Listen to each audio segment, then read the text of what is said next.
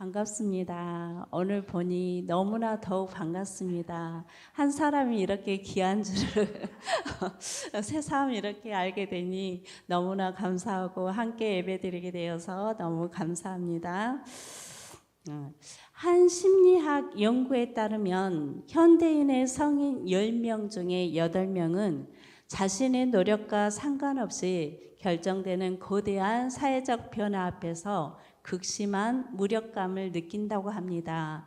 요즘 우리가 사는 세상을 이렇게 돌아보면 종잡을 수가 없죠. 그리고 우리의 지식과 우리가 지금까지 배워왔던 지혜로는 이 세상을 도무지 어떻게 따라가야 될지 상상하기도 힘든 세상에서 우리는 지금 살고 있습니다.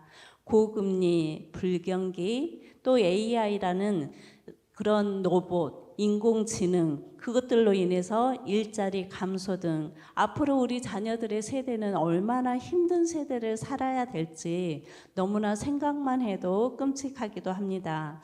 이렇게 많은 영향 때문에 예기치 못한 상황 속에서 많은 사람들은 무력감을 넘어서 미래에 대한 불안과 두려움 가운데 있습니다.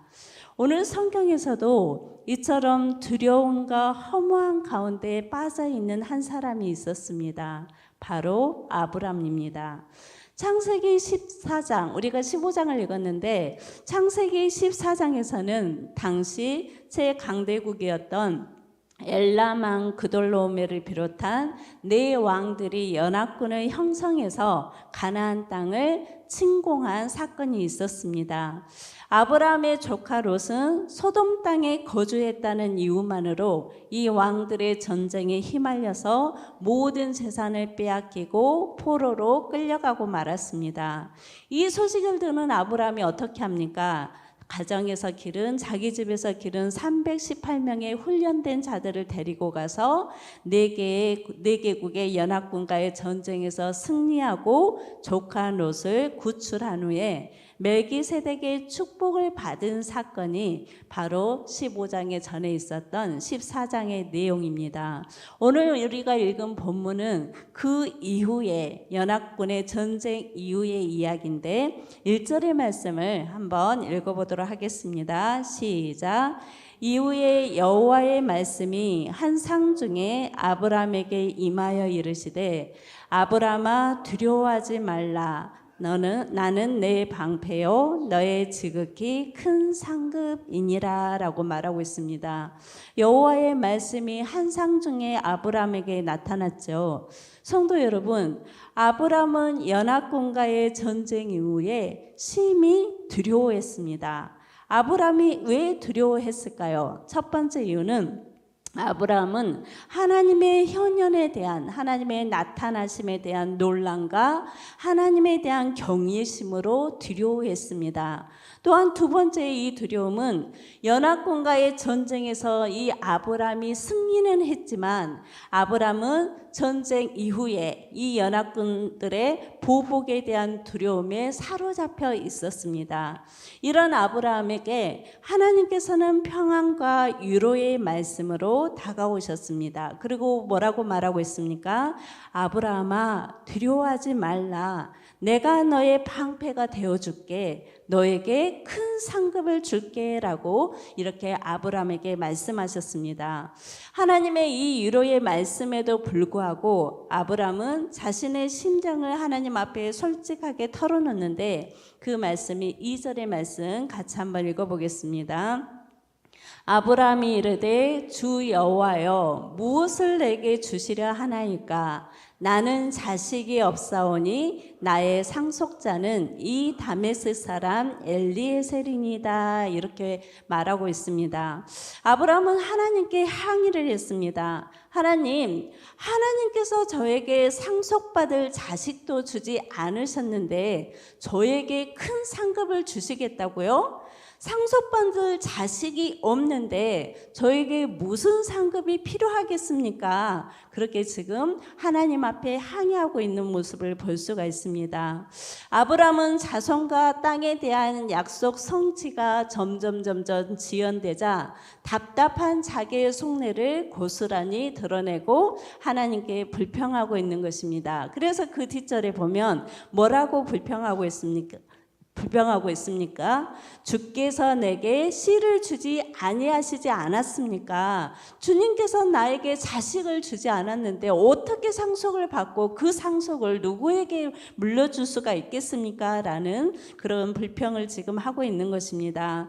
아브라함은 이미 자손에 대한 약속을 13장에서 이미 하나님께로부터 받았고 막대한 재산까지 소유했지만 문제는 무엇입니까? 정작 그 모든 것을 상속받을 자녀가 없다는 것입니다. 이 문제가 아브라함을 답답하게 하고 절망케 한 것입니다. 하지만 하나님께서는 그런 아브라함을 책망하지 않으시고 이 아브라함을 밖으로 데리고 나가시면서 5절의 말씀 같이 한번 읽겠습니다. 그를 이끌고 밖으로 나가 이르시되 하늘을 우러러 무별을 셀 수 있나 보라. 또 그에게 이르시되 네 자손이 이와 같으니라 라고 말씀하고 있습니다. 여러분은 하나님을 어떤 분이라고 생각하십니까? 두려운 분, 경이로운 분, 거룩한 분 다 맞지요. 그런데 오늘 본문의 말씀을 보면서 무엇을 느낍니까? 우리가 때로 불평하고 투정하고 그럴 때 하나님께서는 마치 엄마가 아이에게 하나하나 가르쳐 주듯이 그러한 인자하심과 사랑으로 불평하고 있는 아브라함에게 가르쳐 주시는 것을 볼 수가 있습니다. 하나님께서는 씨가 없다라고 불평하는 아브라함을 밖으로 데리고 가셨습니다. 그리고 아브라함의 시선은 지금 아브라함은 무엇을 보고 있습니까? 자신의 절망스러운 현실을 보고 있습니다. 어두운 장막 안에서 자식이 하나도 없고 물려줄 자식이 없는 그 절망적인 현실을 보고 있는데 무엇을 아브라함을 하나님께서 밖으로 끌고 나가셔서 무엇을 보여주십니까? 하나님의 무한하신 약속, 무엇을 통해서 밤하늘에 무별, 수없이 많은 별들을 바라보게 하시면서 하나님의 그 무한하신 약속을 보게 하신 것입니다. 하나님께서는 이미 창세기 13장에서 자손에 대한 약속을 해주셨습니다. 너의 자손이 땅의 티끌같이 많을 것이다. 그렇지만 이 약속이 아직 이루어지지 않았다고 해서 그 하나님의 약속이 변한 것입니까? 변하지 않았다는 것을 다시 한번 캄캄한 밤하늘에 셀 수 없는 별들을 다시 한번 보여주심으로 하나님의 약속이 결코 변치 않았다는 것을 다시 한번 아브라함에게 확인시켜 주신 것을 볼 수가 있습니다. 하나님의 약속에 대한 이 확증을 보게 된 아브라함이 어떻게 반응합니까? 6절의 말씀 같이 한번 읽겠습니다. 아브라함이 여호와를 믿으니 여호와께서 이를 그의 의로 여기셨다라고 말하고 있습니다. 아브라함은 캄캄한 밤하늘에 수많은 별들을 보는 순간 어떻게 됐습니까?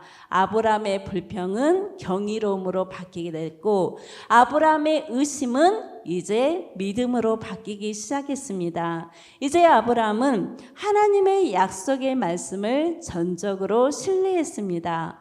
성경은 하나님께서 바로 이 믿음, 즉 하나님의 약속을 믿은 아브라함의 믿음을 그의 의로 여기셨다라고 말씀하고 있습니다.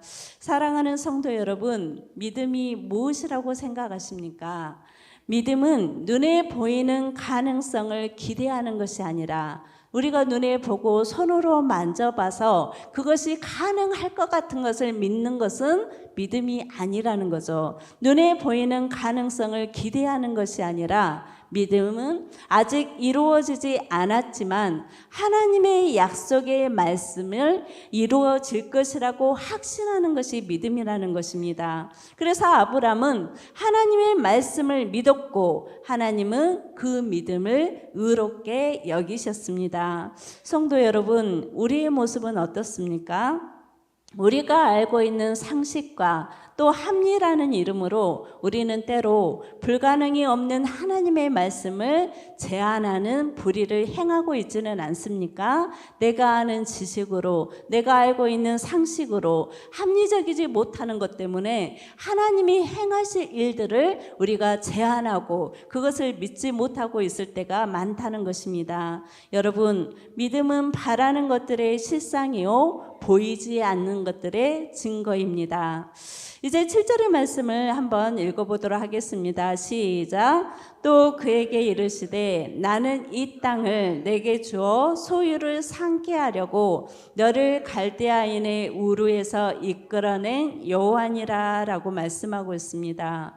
여러분, 하나님께서는 아브람을 갈대아 우르에서 이끌어내신 이유가 무엇입니까? 아브람에게 가나안 땅을 주어서 소유로 삼게 하시기 위함이었습니다. 하나님께서 아브람에게 땅에 대한 약속의 말씀을 하셨는데, 그런데 이 말을 들은 아브람이 어떻게 반응합니까? 8절의 말씀 같이 한번 읽겠습니다.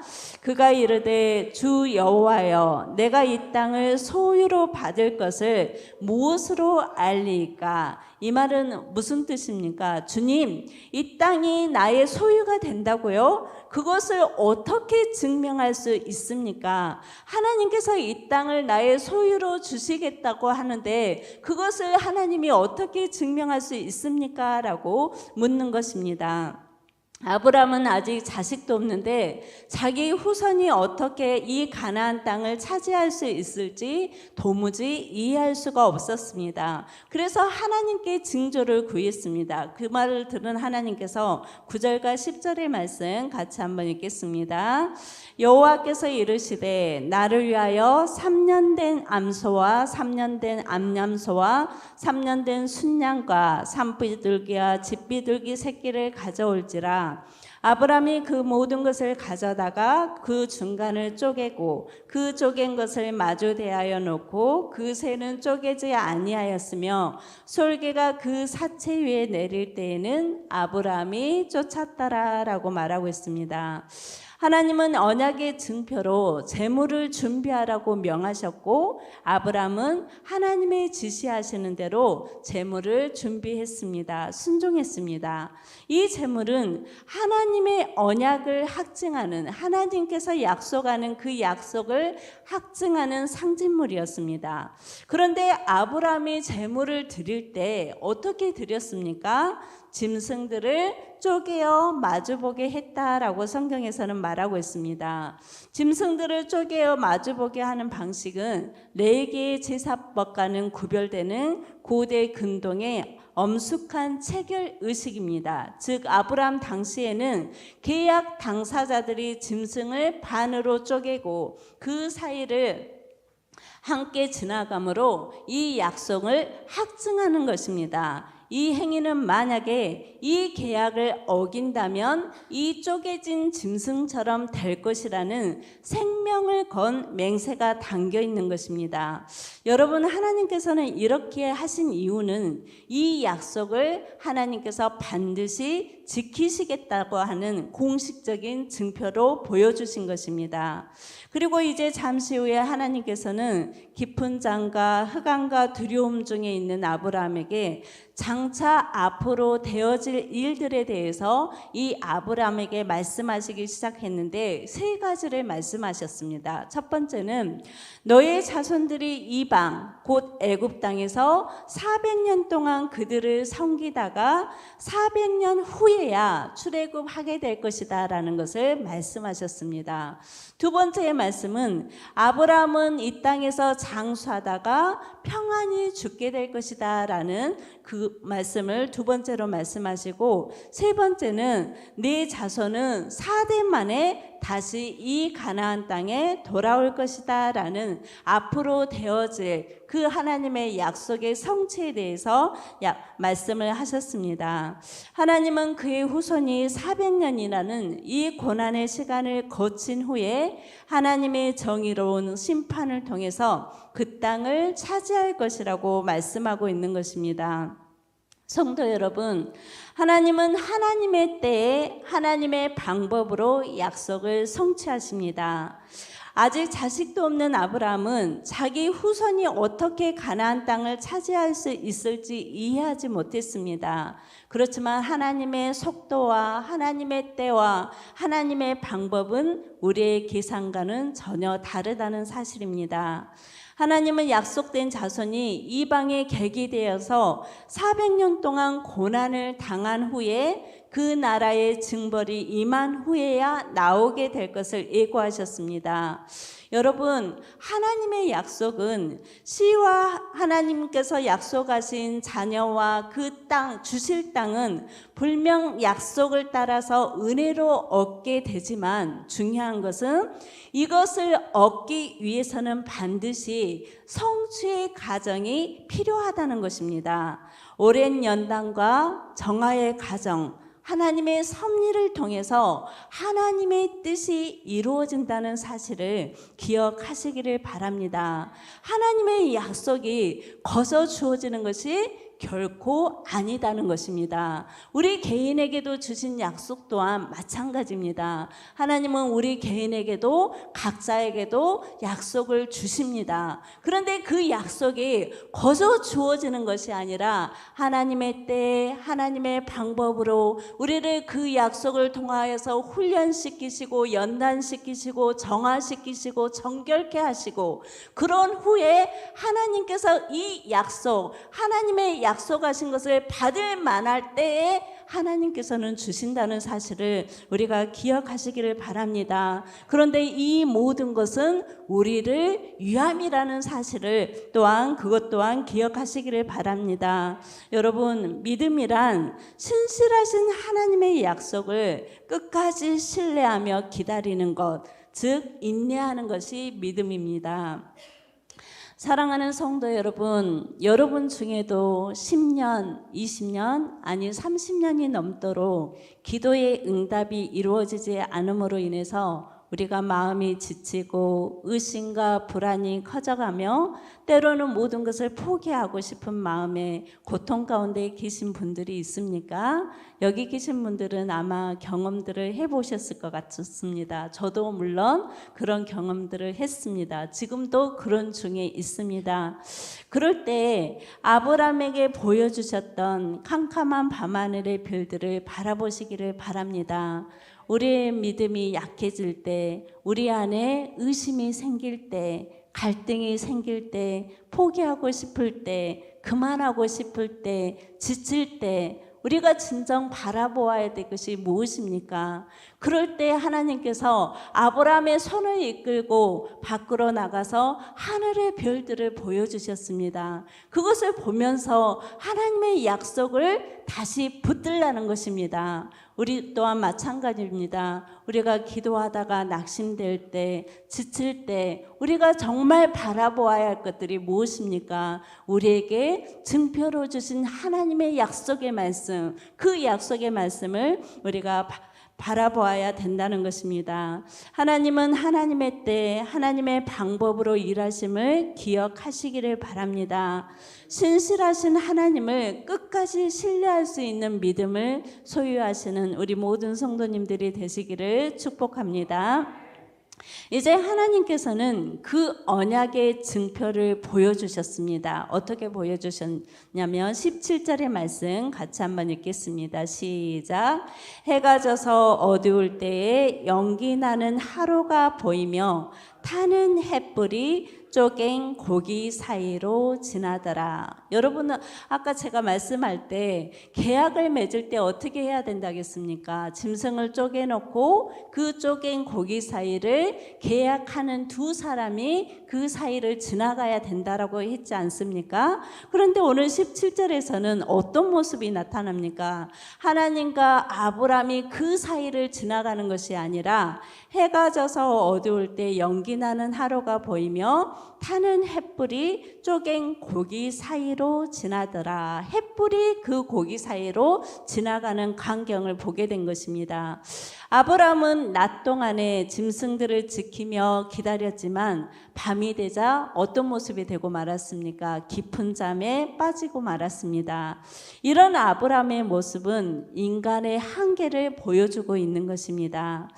아브라함이 약속 이행에 어떤 역할도 할 수 없는 무력한 그 시간에 하나님께서는 무엇을 하십니까? 연기 나는 하루와 햇불의 모습으로 나타나서 홀로 이 계약 의식을 완성하신 모습입니다. 하나님께서는 이것을 통해서 무엇을 말씀하고 계십니까? 하나님은 반드시 이 언약, 이 약속을 반드시 지키시겠다는 것입니다. 아브라함과는 상관없이 하나님께서 이 약속을 반드시 지키신다는 것을 보여주시는 것입니다. 성도 여러분, 아브라함의 믿음에 응답하신 하나님께서 그 약속의 성취 또한 아브라함이 아닌 자신이 전적으로 책임지고 이루시겠다는 것을 확실한 증거로 보여준 것이 바로 이 햇불 언약의 모습입니다. 언약의 모든 책임을 하나님이 혼자 지실 것을 뜻하고 있는 것입니다. 사랑하는 성도 여러분, 아브라함은 하나님의 약속, 그 자손과 땅에 대한 하나님의 약속이 오늘 당장 이루어지기를 원했습니다. 그러나 하나님의 약속은 언제 일어났습니까? 아브라함의 생애를 넘어 먼 역사를 지나 이루셨습니다. 몇백 년 후에 이루셨죠. 여러분들의 눈은 어떻습니까? 아브라함처럼 당장의 현실만을 바라보는 눈입니까? 현실만을 바라보고 당장 이루어지지 않는 것 때문에 지치고 힘들고 낙심해 있지는 않습니까? 그렇다면 우리는 쉽게 지쳐버립니다. 내가 정한 때, 내가 정한 방법을 내려놓으시기를 바랍니다. 하나님은 영혼을 계획하는 눈으로 계획하시고 일하신다는 것입니다. 우리에게 가장 합당한 때, 가장 합당한 방법으로 행하실 하나님을 신뢰하시기를 바랍니다. 이제 마지막 절 18절의 말씀을 한번 읽겠습니다. 시작. 그날에 여호와께서 아브라함과 더불어 언약을 세워 이르시되 내가 이 땅을 애굽 강에서부터 그 큰 강 유브라데까지 네 자손에게 주노니라고 말하고 있습니다. 하나님은 마지막 단계로 하나님과 아브라함 사이의 언약을 공식화했는데 뭐라고 말씀하고 있습니까? 네 자손에게 내가 이 땅을 이미 주었다라고 말하고 있습니다. 이 자손이 있습니까? 지금 자손이 없죠. 그럼에도 불구하고 하나님께서는 내 자손에게 내가 이 땅을 이미 주었다라고 말하고 있는데 이 말의 의미는 무엇입니까? 언약의 성취가 이미 확정되었다는 선포인 것입니다. 우리는 하나님의 이 선포의 말씀을 믿음으로 받기를 축복합니다. 우리에게도 동일한 말씀을 하십니다. 이미 주었다라고 말씀하고 있다는 것입니다. 사무엘의 어머니 한나가 마음이 괴로워서 소리도 내지 못하고 입술만 움직이며 기도하며 통곡했을 때 엘리 제사장이 어떤 말을 했습니까? 평안히 가라. 이스라엘의 하나님이 내가 기도하여 구한 것을 허락하기를 원하노라 라는 축복의 기도를 어떻게 합니까? 이 한나가 믿음으로 받고 다시는 이 얼굴빛에 근심의 빛이 없었더라 라고 말씀하신 것처럼 우리 또한 우리가 이 생애를 어떻게 살아가야 되겠습니까? 하나님의 언약의 말씀을 믿음으로 받고 내 현실이 지금 바뀌지 않았지만 내 현실은 여전히 고단하지만 아무것도 이루어진 것이 눈에 보이지 않지만 믿음의 눈으로 이미 하나님께서 주신 것을 믿음으로 받고 이제 얼굴빛을 근심빛을 그치고 오히려 기뻐하며 감사하며 행하는 우리 모든 성도님들이 되시기를 축복합니다. 오늘 말씀을 기억하면서 함께 기도했으면 좋겠습니다. 우리가 사는 세상은 시시때때로 변화되고 그 변화의 흐름에 우리는 때로 두려워하며 근심하며 절망하기도 합니다. 또한 경제적인 이유로 건강의 문제로 자녀들의 문제, 노후의 문제들을 생각할 때 염려와 근심, 절망에 빠지기도 합니다. 이럴 때 우리가 무엇을 붙들어야 하겠습니까? 우리가 붙들어야 할 것은 무엇입니까? 첫 번째는 어떤 상황 속에서도 주의 약속의 말씀을 끝까지 신뢰할 수 있는 믿음을 하나님 저에게도 주옵소서라고 기도하시기 바랍니다. 두 번째는 나의 때와 내 방법이 아니라 하나님의 때와 하나님의 방법을 인내함으로 기다리는 믿음을 주시옵소서라고 기도하십시오. 세 번째는 말씀을 아는 것에 그치는 것이 아니라 이제 주님 안에 거하고 말씀 안에 거해서 주님과 동행함으로 하나님의 평강이 나의 마음과 생각을 지키시고 나를 인도하여 주옵소서라고 이 세 가지의 기도 제목을 놓고 함께 기도하도록 하겠습니다.